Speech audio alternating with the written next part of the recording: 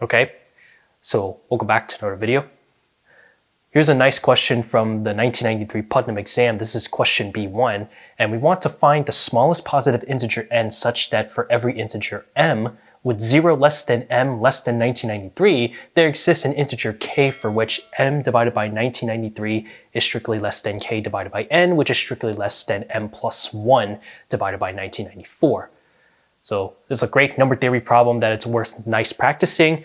How to start this off is we're actually going to be using a nice little lemma relating with real numbers, and it's, the inequality with the rational numbers that we'll be using and also proving. Once proven, that we will actually utilize that lemma to actually make a bit of a couple observations in order to find such the smallest number n, which satisfies our little inequality just like that.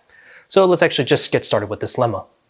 Okay, so our lemma is listed as the following. If we have 4 different positive real numbers, a, b, c, and d, and we have the condition that a divided by b is less than c divided by d, then we have that the result a divided by b is less than a plus c divided by b plus d, which is less than c divided by d. So we would actually need to prove this in 2 different cases. One where we actually show this side, so a divided by b is less than a plus c divided by b plus d, and then another implication to show is a plus c divided by b plus d is less than c divided by d. So let's actually start with our leftmost side with the middle. So it's worth noting that to start off this proof, we are actually given our condition that a divided by b is less than c divided by d. So let me first write that down. Then doing some cross multiplication, this actually gives the implication to say that this is the same thing as a times d, which is strictly less than b times c. Okay, so now to further enhance this, let's actually add an a times b to both sides of our inequality. So a times b plus a times d, which is strictly less than a times b plus b times c. So we can actually do a little bit of some factoring over here. So I have a common factor of a, so a times b plus d, which is strictly less than, now I can factor out b over here, so b then times a plus c. Then as you can see that we can actually just divide both sides, and therefore we actually give ourselves one result of the inequality, implying that a divided by b is strictly less than a plus c divided by b plus d. Okay, so with this, that actually proves one side. So now we gotta prove the other sides, the middle and the rightmost side. And then from there, if we can show that, then we can just combine the inequalities together to get that the proven lemma has been complete from there. So similarly, to do the same, it's basically doing the same things, but instead, now what we have to do is we'll actually have to add a c times d to our AD less than BC. So AD plus CD, which is strictly less than, now just add the same thing again to the opposite side. So that means BC, add this with CD, and then I can actually factor out a D from both sides. So that means D then multiply with A plus C quantity, less than factor out C over here. So this is B plus D. Then now I can just divide D to both sides and then divide the B plus D to both sides.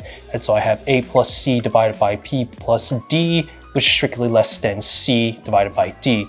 So now combine the inequalities, and so therefore we have that we get our little result of the lemma. So A divided by B is less than A plus C divided by B plus D, which is less than C divided by D, which proves our lemma.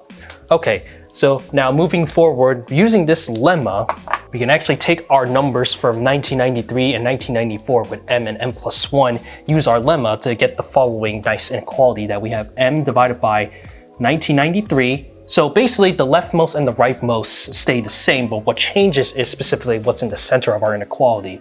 So that will yield us 2m plus 1, and then divided by 3987, which is just taking these two terms, add them together, then less than m plus 1 divided by 1994. Okay, so if this is the situation over here, this has to imply that we know that for the smallest, this has to be n is less than or equal to 3987. But that's just giving us a little nice bound so we know where to stop from there on out. But that doesn't mean that that's exactly our smallest yet. We have to continue more with the observation.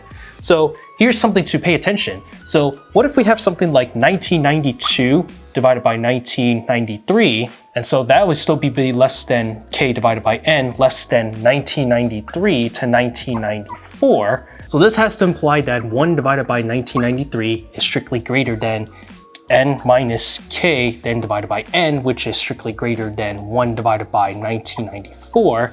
Then what I can do is I'll flip the reciprocal to everything, and that'll also change the sign. So that means 1993 is strictly less than n divided by n minus k, which is strictly less than 1994. Okay, so this is the case. I have integers over here, so we have a denominator, giving us this implication that n minus k cannot equal 1 since we can't have any sort of integer in between. So it has to be some sort of real number, but that can't be satisfied with that because n and m have to be integers from this situation. So if this was the case, n minus k does not equal 1, so giving us more that n minus k has to be greater than or equal to 2 in order for this to be a rational number to satisfy this following inequality. But if this was the situation that we have 3987 is less than or equal to n, and then giving us this bounds over here, if I were to solve this out, put this back here, so I have k is 3986, then in this situation now that we actually create ourselves a little bound to say that n has to be greater than 3986, but we just combine these two results together, so we have n is less than or equal to this number, n is greater than this number. Putting it all together in one and one, we see that the smallest number for n has to indeed equal 3987, which therefore this is actually our smallest integer n, or positive integer n, that actually satisfies our little nice inequality. So just like that, there we have it. So yeah, that's pretty cool if you ask me.